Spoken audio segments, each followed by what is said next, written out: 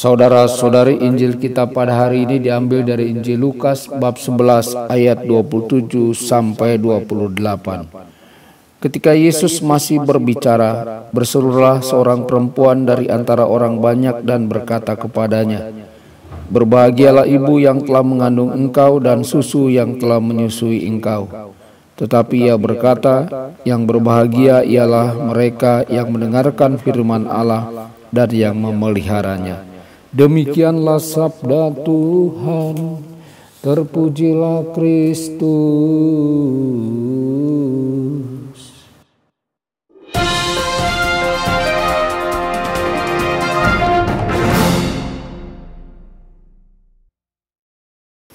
Saudara dan saudari terkasih dimanapun Anda berada, jumpa lagi dengan saya Romo Tedens dalam saluran Warta Kabar Sukacita. Semoga Anda semua dimanapun berada senantiasa dalam keadaan sehat dan bahagia. Yesus memulai khotbah pertamanya dalam khotbah di bukit dalam Injil Matius bab 5 dengan kata yang bersinar ini, "Berbahagialah." Berkat adalah kata Alkitabiah untuk kebahagiaan yang hidup dan abadi. Tuhan memberkati kita dan kita menerima berkat-Nya. Hidup kita memiliki vitalitas dan makna yang seharusnya. Diberkati berarti hidup dalam terang kasih Allah dan dari kuasa hikmat Allah. Semua filsuf dan pendiri agama-agama di sepanjang sejarah manusia telah mencari jalan menuju kebahagiaan, meskipun terkadang mereka menggunakan kata-kata yang berbeda. Ini adalah keinginan universal manusia untuk diberkati, untuk menjalani hidup sepenuhnya sekarang dan selamanya. Setiap kali kita meminta berkat atau memberi berkat, inilah yang kita doakan, agar Tuhan menyentuh hati dan pikiran kita dengan cara yang baru dan segar, sehingga hidup kita dapat bertumbuh dalam segala hal yang benar-benar penting dan memuaskan.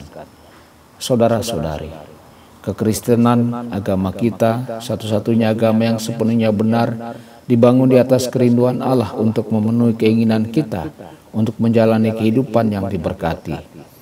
Kiranya Allah dipuji karena telah membuka pintu-pintu menuju berkat.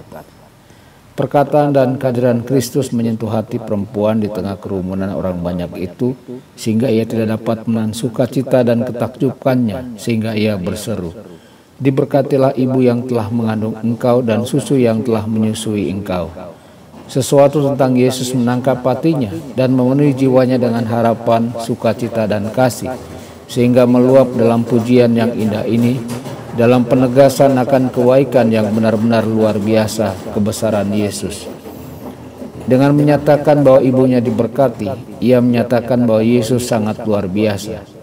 Yesus mendengar pujian itu, dan tentunya ia sangat senang melihat seseorang tersentuh oleh pesannya. Namun dia ingin membawa wanita itu lebih jauh lagi ke dalam jalan pencerahan.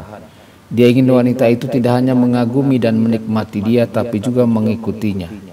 Dia ingin wanita itu tidak hanya merasakan kebaikannya yang tak terbatas, tetapi juga berpartisipasi dalam kebaikan itu sendiri. Maka dia menerima seruannya, "Diberkatilah rahim," dan dia meninggikannya. Saudara-saudari, kebahagiaan alamiah adalah satu hal, tetapi kebahagiaan kekal jauh lebih banyak lagi. Dan yang terakhir ini tidak hanya berasal dari ikatan alami dan kebaikan alami, seperti ikatan keibuan dan keanakan, tapi juga persekutuan supernatural dengan Tuhan. Yesus menunjukkan satu-satunya jalan menuju persekutuan yang dinamis dan memuaskan itu. Berbahagialah mereka yang mendengar firman Allah dan melakukannya. Mendengar firman Allah dan mengindahkannya, menemukan kehendak Allah dan menerimanya, mulai melihat diri sendiri, orang lain, dan dunia sebagaimana Allah melihat dan bertindak sesuai dengan wawasan spiritual tersebut.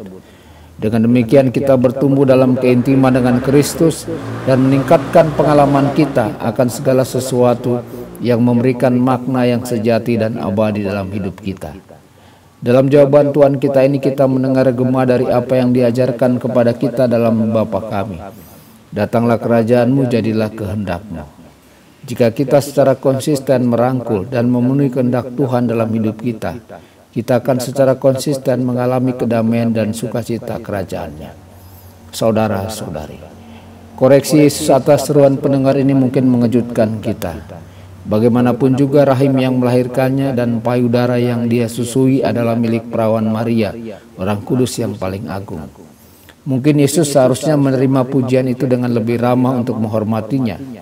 Namun dalam menunjukkan sumber berkat yang sejati dan abadi, Yesus justru mengintensifkan pujian yang diberikan kepada ibunya. Ya, Maria diberkati hanya karena karunia yang diberikan kepadanya. Tetapi ia mencapai berkat yang sejati melalui cara ia menerima karunia-karunia itu dengan rendah hati, taat, dan penuh keberanian.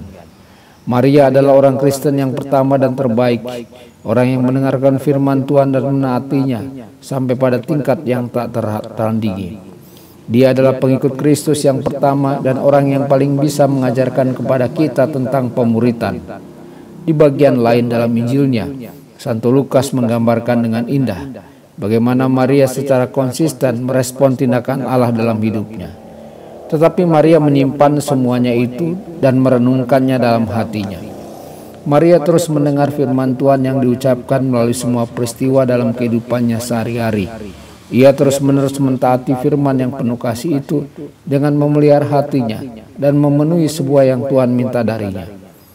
Itu sungguh adalah jalan kehidupan yang berkelimpahan dan jalan berkat. Semoga Tuhan mengaruniakan kepada kita semua anugerah untuk mengikutinya. Tuhan Yesus memberkati dan menyertai Anda semua. Sabda Allah adalah kebenaran. Sabda Allah adalah kehidupan. Mari kita mencintainya, mari kita menghayatinya. Ya Tuhan yang ku muliakan, sabdamu angkat resahku.